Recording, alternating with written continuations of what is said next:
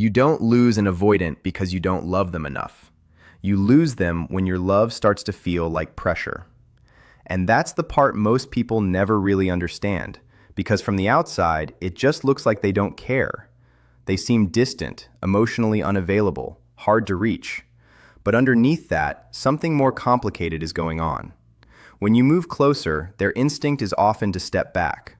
Not because you're not enough, but because closeness can feel overwhelming to them, almost like they're losing their sense of self. So the more you try to pull them in, the more they instinctively create space. It's not rejection in the way people usually think of it. It's protection. And here's where the pattern really shows itself.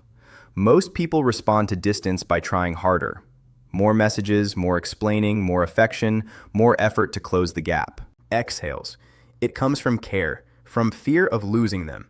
But to someone who already feels emotionally crowded, that intensity doesn't feel comforting. It feels like pressure building around them. It's like standing too close to someone who's slowly stepping back. Instead of giving space, you keep stepping forward, thinking you're fixing the distance. But eventually, they don't just step back anymore. They fully withdraw.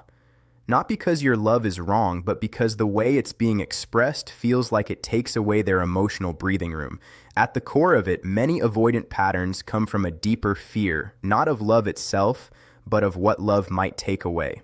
Their independence, their emotional control, their sense of identity. So when connection deepens, something inside them quietly tightens.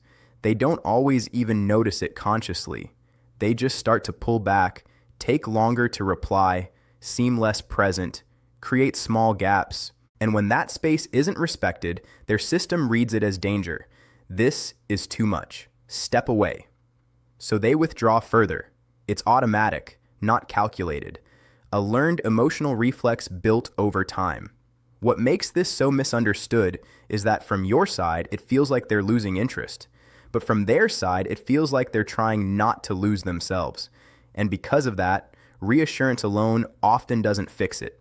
You can say the right things, explain your feelings, promise safety, but if their internal system still feels pressure, words won't land the way you intend. What actually matters more is the emotional environment you create around them. This is where the paradox appears. The more you chase, the more they pull away. But when you stop chasing, not as a game, but as genuine emotional steadiness, something shifts. The pressure drops. They don't feel pursued. They don't feel trapped. And in that absence of pressure, curiosity slowly returns. They start noticing your calmness, your consistency, your lack of urgency. And instead of feeling the need to escape, they begin to wonder about you again. Attraction doesn't disappear in that space. It resets. Because now, you're no longer the person trying to hold on tightly. You become someone who is present but not demanding. Someone who chooses connection instead of needing it to feel whole. And that difference changes everything. In that calmer emotional space, they can finally breathe. They can engage at their own pace without feeling overwhelmed. And over time, that becomes something they actually return to because it doesn't take from them. It gives them relief. Not a connection that feels heavy, not a bond that feels suffocating, but something steady, something safe. And that's what slowly changes the dynamic. Not intensity, not pressure, not constant pursuit, but peace. A connection that doesn't demand performance or constant emotional output.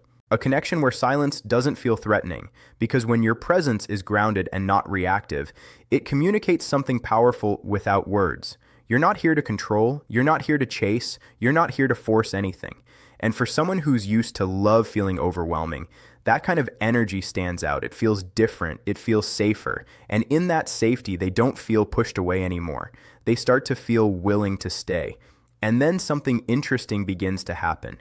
The dynamic stops feeling like pursuit and withdrawal and starts feeling like balance. Not because everything becomes perfect, but because the emotional pressure that once controlled the rhythm is no longer leading it. There's space now, real space.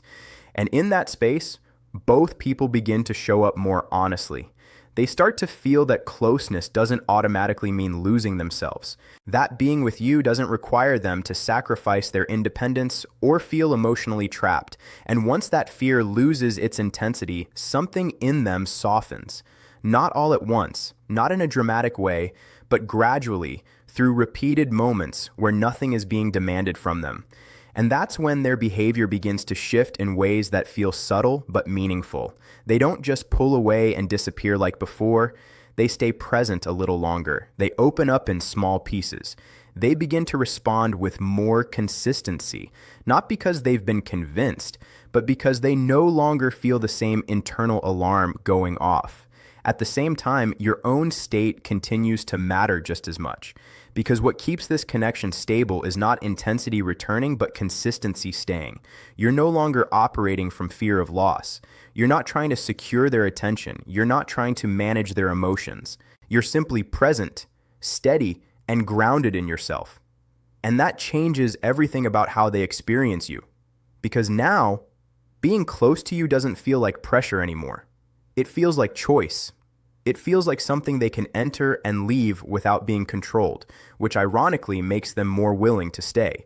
The moment love stops feeling like a demand, it stops triggering the urge to escape. But this only continues to work if the same emotional pattern isn't recreated.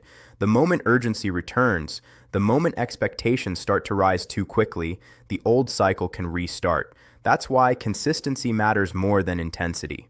What holds this connection together is not how much you do in one moment, but how stable you remain over time.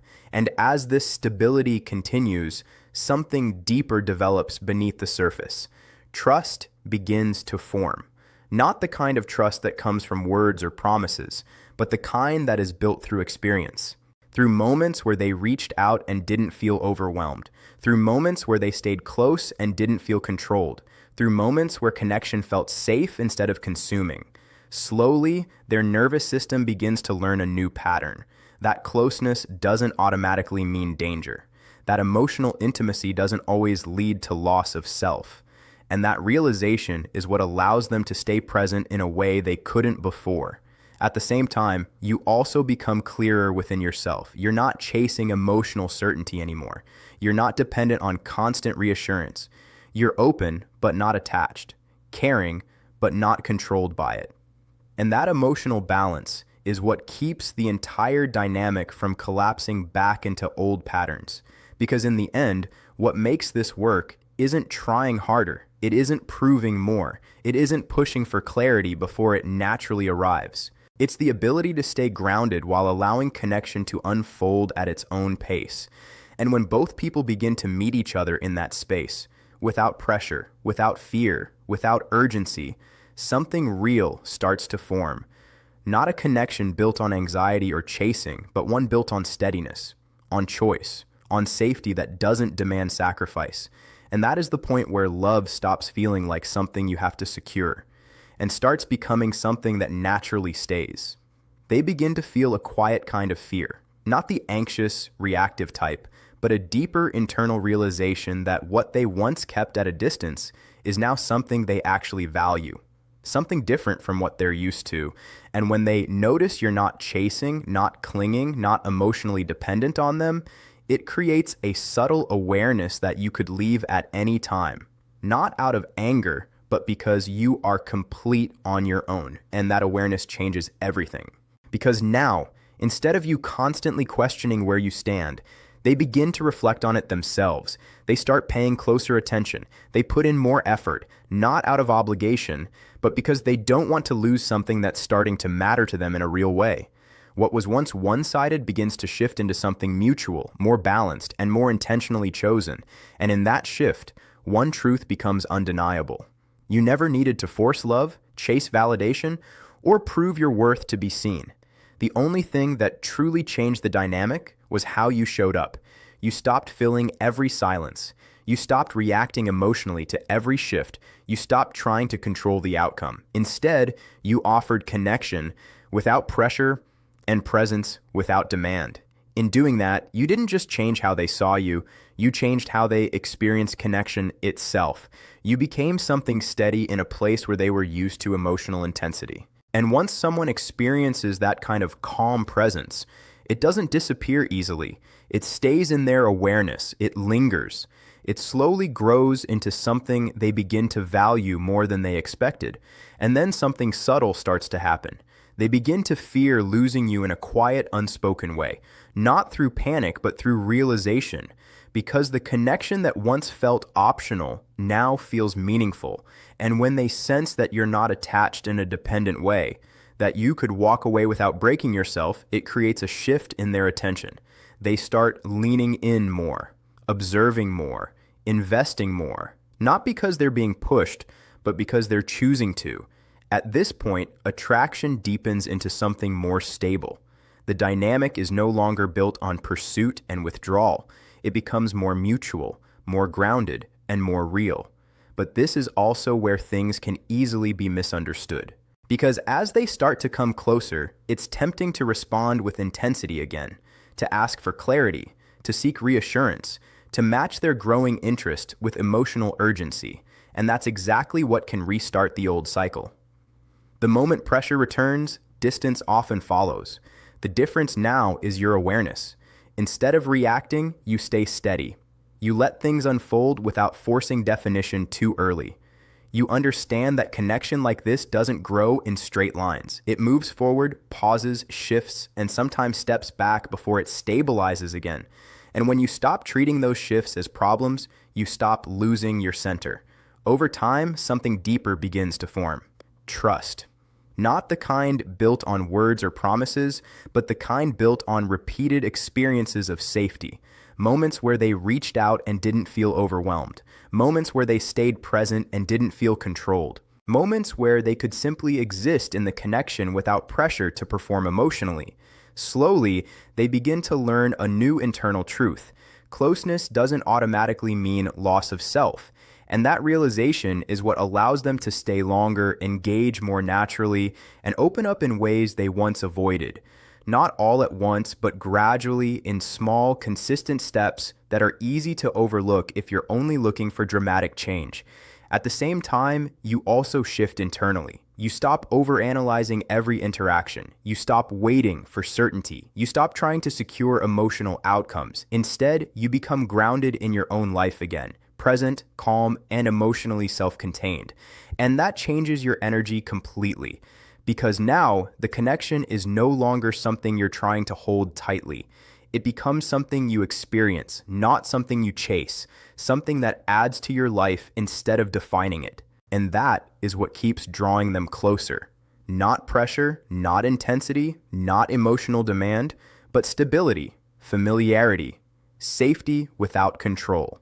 They begin to see you differently, not just as someone they're drawn to, but as someone they feel safe with, someone they don't feel the need to escape, someone who doesn't trigger the instinct to withdraw.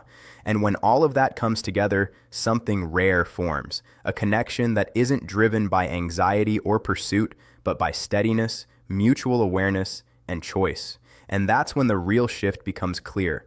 What once felt uncertain, inconsistent, and out of reach starts to feel grounded. Not perfect, not constantly intense, but real in a way that doesn't require force to continue. And you realize something important in the process. It was never about changing them through effort or control. It was about changing the dynamic itself, the energy between you, the emotional environment you both existed in. And once that shifted, everything else naturally followed. In the end, this entire journey is not about chasing an avoidant person harder or trying to earn love through endless effort. It is about understanding that real connection cannot grow under pressure. The more you try to force closeness, the more someone who fears emotional overwhelm instinctively pulls away. But when you learn to stay calm, grounded, and emotionally secure within yourself, everything begins to change naturally. The true transformation happens when you stop making the relationship the center of your identity and start becoming emotionally whole on your own. That shift removes the pressure, fear, and urgency that once pushed the connection apart. And in that space, trust, safety, and genuine closeness finally have room to grow. Over time, the avoidant person begins to experience love differently. Instead of feeling trapped, controlled, or emotionally consumed, they begin to feel safe enough to stay present. They start choosing the connection freely rather than resisting it. And that is what creates a bond that feels real, stable, and lasting. At the same time, you also grow. You stop overanalyzing every action, stop chasing reassurance, and stop depending on someone else to define your worth. You become steady, confident, and emotionally balanced. And ironically, that self-sufficiency is what makes the connection stronger. The deeper message behind all of this is simple but powerful. Love becomes strongest when it is built on peace instead of pressure, choice instead of control, and emotional safety instead of fear. Because the healthiest relationships are not created by forcing someone to stay. They are created when two people feel free enough, safe enough, and emotionally secure enough to choose each other naturally.